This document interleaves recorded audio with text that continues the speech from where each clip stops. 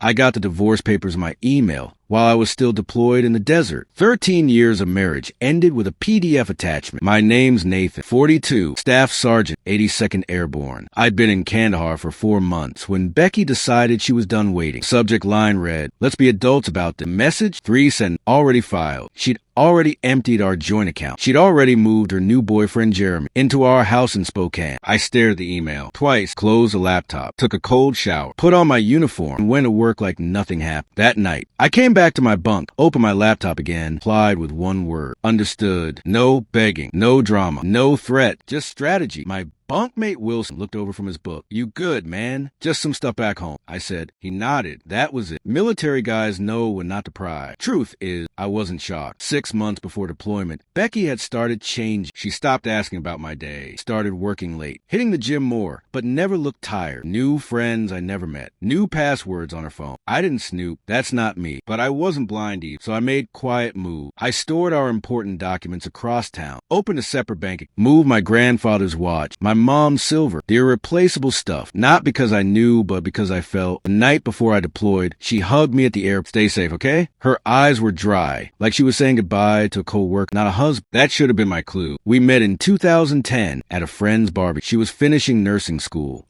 Said admin work at a dental office was less stressful. We married 8 months later.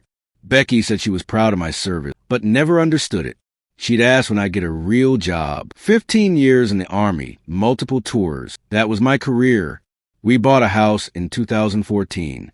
My name on the mortgage, but I added hers to the deed, because that's what love does. My parents passed away not long after, left me enough to pay off her loans. It felt like building something solid.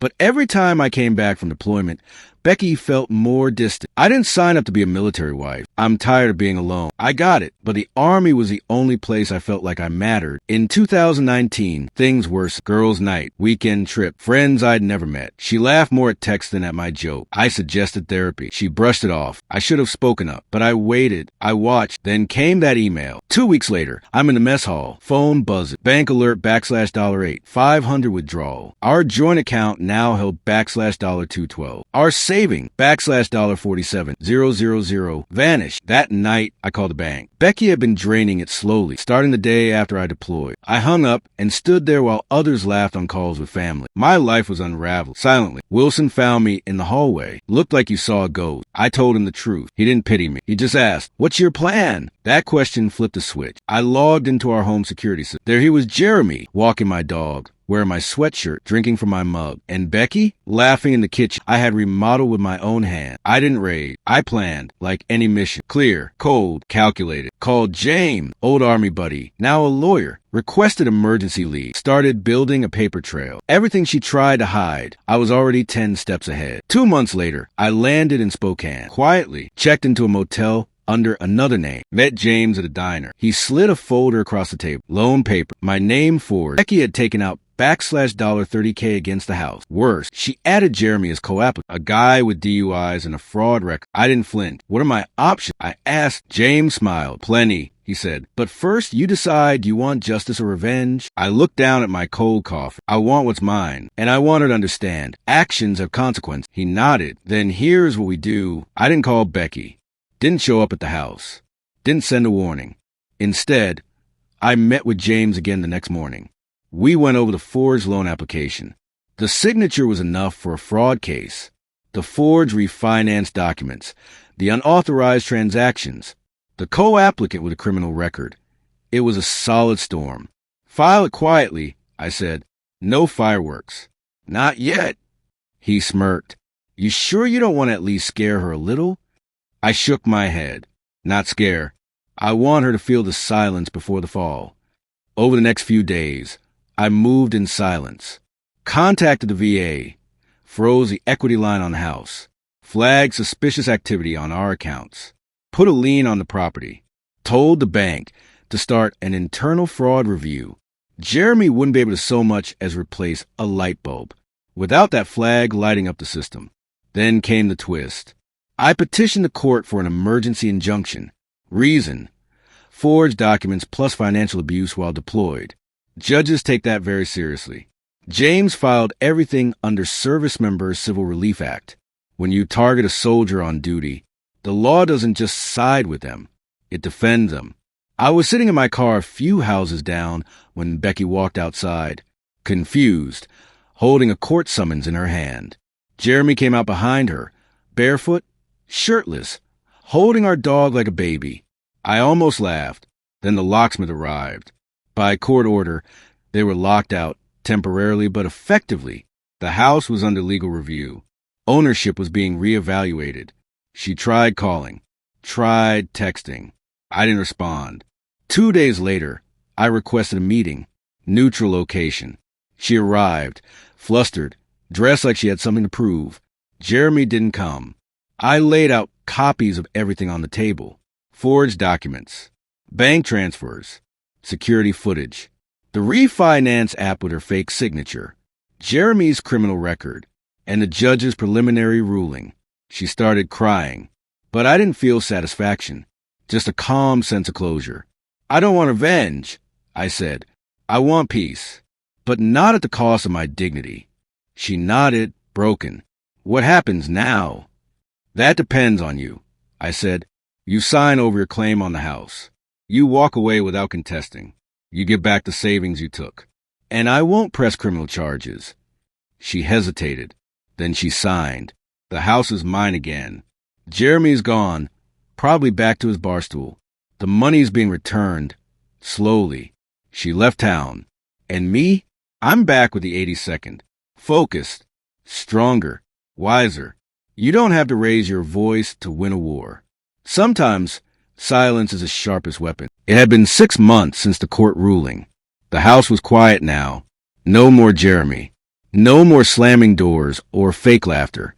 Just me, a dog who still remembered me, and the hum of the HVAC I installed myself. I spent the first week fixing what was broken, physically and metaphorically. Ripped out the backsplash Becky chose. Repainted the walls. Donated everything she left behind, right down to her favorite mug. Funny, for years, I thought I'd fall apart without her. Turns out, I'd just been waiting to breathe. I didn't just fix the house. I worked on me, too. Went to therapy at the VA. Opened up for the first time in years. Turns out, talking doesn't make you weak. It makes you human. Wilson checked in now and then. So did James. They were the only ones who saw me at rock bottom. Now they were seeing me rise. It happened on a random Tuesday, at the animal shelter where I volunteered. Because a dog needed a friend. Her name was Lena. She ran the shelter, wore jeans with holes in them, and smelled like coffee and hope. She didn't ask what I did, didn't care about the uniform. She cared that I talked to the dogs like they were people. One day she asked, "So what's your story?" And for the first time, I didn't flinch. I told her everything. No sugarcoating. No hero complex. Just truth. She didn't look away. She listened. And then she said, "Damn, that took strength." I didn't know I needed to hear that. But I did. I re-enlisted. But this time as a mentor and instructor. Training the next generation. Helping young soldiers not just survive war, but life after it. I still carry the scars. Some seen, some not. But I'm no longer angry. No longer waiting for the next betrayal. I'm living. I walk my dog. Drink black coffee. Build things with my hands. And some days, I even smile without trying. Becky? She's a chapter. Lena? She might be a future. And me? I'm not the man who got left. I'm the man who rebuilt himself. If you'd like this redemption arc turned into a short film script, F, a letter from Nathan to his younger self, F, or an inspirational blog post, F, I can make that happen too. Lena didn't rush anything. She didn't treat me like I was broken, didn't walk on eggshells or try to fix me. She just showed up every Tuesday and Thursday when I came to the shelter to help clean cages and talk to dogs like they understood politics. I never said it aloud, but she became my peace. One day, while we were refilling water bowls, she said, "You ever think about fostering?" I shrugged. Don't know if I'm qualified to take care of anything but myself. She grinned. Funny, that's what the dog said about you, too. We both laughed. Real warm, from the chest kind of laughter. I hadn't felt that in years. The leaves in Spokane turned orange and loud. Lena and I started grabbing coffee after closing up the shelter. Sometimes she'd tell me about a rescue story with a good ending. Sometimes she didn't say anything. And that silence between us? It wasn't empty, it was safe. One chilly evening, walking back to our cars, she paused and said, "You're not like most guys who come in here. You look like someone who's been through fire." I looked at her. "I have." She nodded. "Yeah, but you're the kind that came out carrying water." Around November, I got an email from Becky. No drama. No apologies. Just, I saw pictures of the house. "It looks different. Glad you're doing okay." I didn't reply. Not out of anger. Just because I didn't need any more. Becky was a wound that finally scabbed over. Lena was a quiet sunlight that helped it heal. We were at her place, making a puzzle with 1,000 tiny forest pieces that were definitely all green. I reached for a piece. Our hands touched. She looked at me and said softly, "You don't have to keep waiting for something to go wrong." I didn't realize I'd been holding my breath until then. I kissed her. I didn't know where the future would go, but I knew who I wanted beside me for the walk. The mission was different now. No longer about survival. It was about living with intention, building with trust, loving without fear. Some people think redemption is about making things right, but sometimes it's about letting go of what broke you so you can make space for what heals you.